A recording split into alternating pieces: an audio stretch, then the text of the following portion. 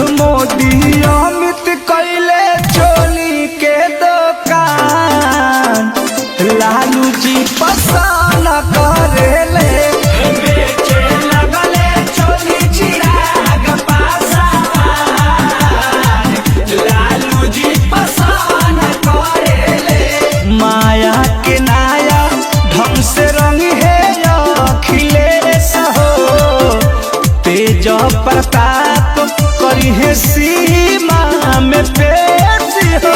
सुनला भैया सारारा अब प्रमोद प्रेमी आवारा, त साला अपनी बहन के खोल के चोली खेलेला होली, त सारा अपनी बहन के खोल के चोली खेलेला होली। खेलेला होली ये भैया खेलेला होली, खेलेला होली ये भैया खेलेला होली, त साला अपनी बहन के खोल के चोली खेलेला होली, त सारा अपने बुआ के खोल के चोली खेलेला होली।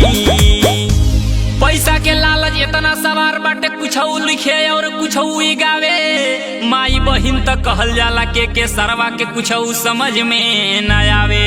मान मर्यादा के नाही खियाल बाटे, गावता चोलिया या ढोढ़िया के गाना। एहू से पेट नाही भरल त शुरू कई दिहलस जातिवाद वाला गाना। लाज शर्म सब मुंह में घोट, लेके अपन पिचकारी मोट, तसाला अपने बहिन के खोल के चोली खेलेला होली, तसरवा अपने बहिन के खोल के चोली खेलेला होली।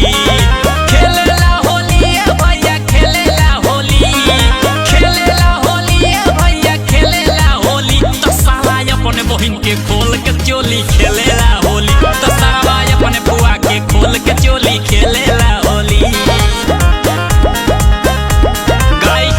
विवादित गाना समाज में दंगा फसाद करवावे, सब लोग मिलके रहल चाहे बाकी साला त होली में आग लगावे। कबो अपनी बहिन के घघरी उठावे त कबो साला चोली में रंगवा लगावे। माई बहिन कुछ चिन्हेला नाही त होली के दिने ई गंदगी फैलावे। अपने बहिन के गलवा काट आय अपने फुआ के ओठवा चाट, तसाला अपने बहिन के खोल के चोली खेलेला होली, तसरवा अपने बहिन के खोल के चोली खेलेला होली। दूसरा के गाना चोराई के गावे ले, अपना के समझे ले बड़का स्टार। छोटन मनीष के दीदी के ले के होली में भइल पर मुदवा फरार।